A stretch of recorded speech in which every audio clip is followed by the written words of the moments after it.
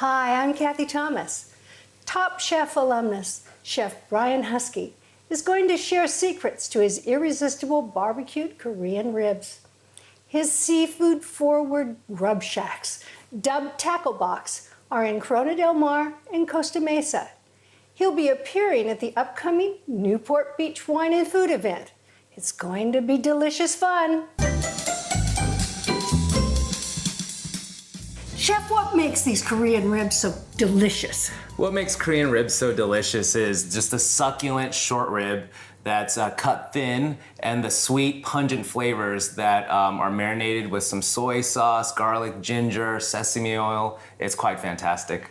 Yeah, they're just delicious. I can hardly wait. So how do we start? Here is a simple yellow onion. It's a great recipe to do at home because as long as you have a food processor, you can just literally put everything all into it, press the button, spin it, and there you go. For the amount of work that you put in, the results are fantastic. Could I use a blender? Yes, you could use a blender. You get more of a puree. I actually prefer good old-fashioned elbow grease with a box grater. Yeah. What I'm gonna do now is here's an Asian pear. You can use a Bartlett pear. It doesn't have to be an Asian pear. Some families will also be known to use 7-Up because of the sweetness in the soda. I love the crunch of an Asian pear. Yeah, no, they're fantastic. They're very crisp and refreshing. Here we have some garlic. And I'm just cleaning the roots off of them. The root sometimes will make the garlic a little bitter. And you're being very generous with that garlic. Yeah, sure, because it's a decent, slice of short rib. So you want to make this marinade very pungent so it can penetrate the meat. Finally, we're gonna work on the ginger. Ginger we don't need so much of. So from here, I'm gonna place all these ingredients in our food processor. We're just gonna start pulsing. Some people like it to be pureed to a paste. Some people like it a lot more coarse. I like it in between. So here we go. If you could smell this, this is fantastic. But this is just the base. We'll add some sugar. And like I said, I'm just gonna kind of do it by feel, and then can adjust seasoning. And that's the beauty of cooking. Always adjust seasoning as you build flavors. And then the most important ingredient actually is obviously the soy sauce. And do you have a favorite? You know what, I don't really have a favorite, to be honest. Right now we're using a Korean soy sauce just because it's we're making a Korean barbecue marinade. I try to stay, kind of regional to the cuisine that I'm cooking in. The beauty of this marinade is you can use it now for our short ribs today, and you can also store it and actually freeze as well too. But you don't want to marinate it in the meat and then reuse it next week. No. So we're gonna adjust now with the sweet cooking rice seasoning. So you can see how it's like you could use a little more sugar. This is kind of the base, and now it's pretty much a preference of where you want to go with this. A little more of the sweet cooking sake, black pepper to your taste. To finish, what we do is we use a little bit of sesame oil for that nuttiness. We've got our beautiful flanken short ribs, flanken meaning cut cross-section wise. Kind of lay them flat. Just drizzle, just right over the top. Oh, nice. And do you want to layer these? Yes, absolutely, Cathy. You want to layer it so the marinade permeates in between each layer. So this is going to go into the refrigerator for at least 2 hours, better 8 hours, and as much as 24 hours? Absolutely, Cathy. Because there's fruit enzymes in it, beyond 24 hours, what ends up happening is the structure and the integrity of the meat changes. Does it get mushy? Yes, it does get mushy. Yes. All right, into the refrigerator. In the refrigerator. While the beef short ribs are marinating in the fridge, to use this time and work on a nice condiment. Today what we have here is Persian cucumbers. Koreans love to do a quick pickle. I think the acidity really pairs nicely with the sweet and salty balance of the ribs. Absolutely.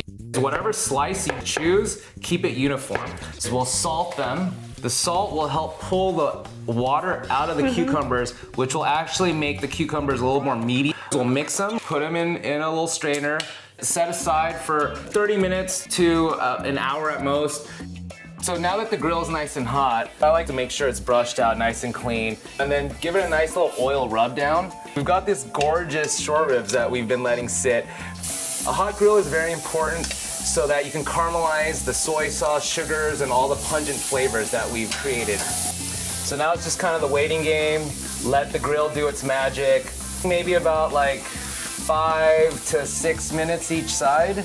It's all preference again when it comes down to it. Short rib, this style, I recommend cooking it more through than eating it medium rare because the fat hasn't rendered out and it'll be kind of chewy.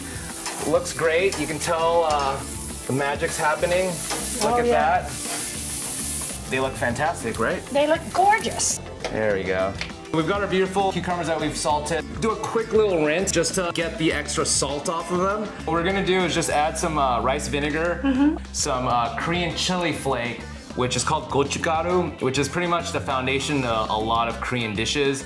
It's actually not very spicy. It's got a little sweet element to it.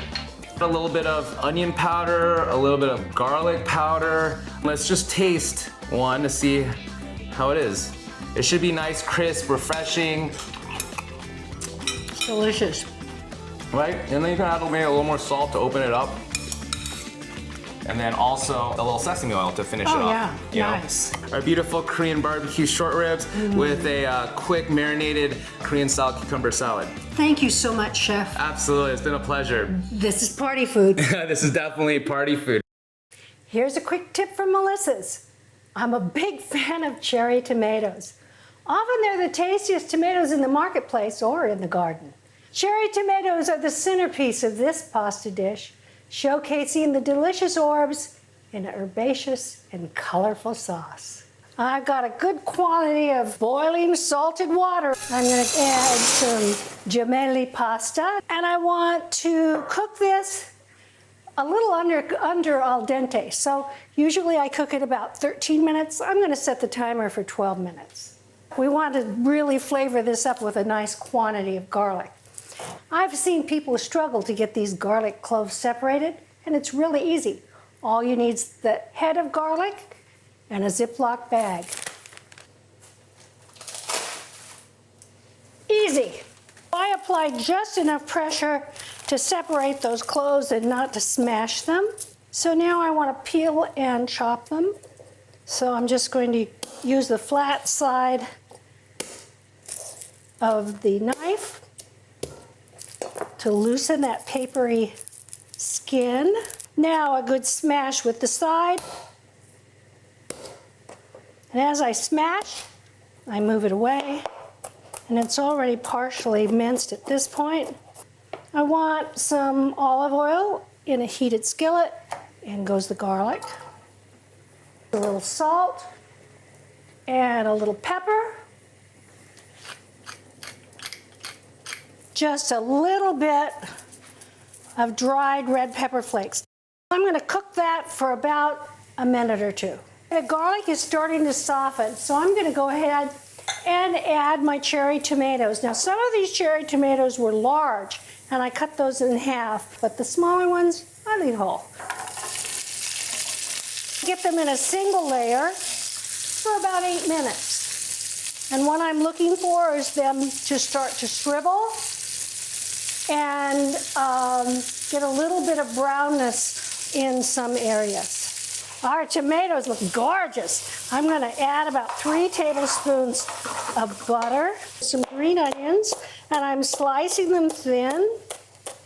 Okay, our pasta's ready. I'm going to drain off about 1/2 cup of that cooking water to help make my sauce saucy. In goes the pasta, and you can see it looks a little dry. So this is where that cooking water comes in. A little bit more onion at this point.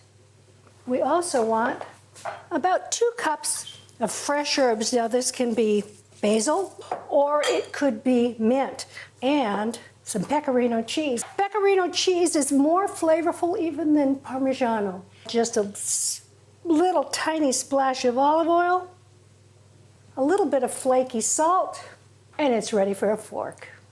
How easy. The produce aisles are filled with so many delicious choices. Try something new, have an adventure.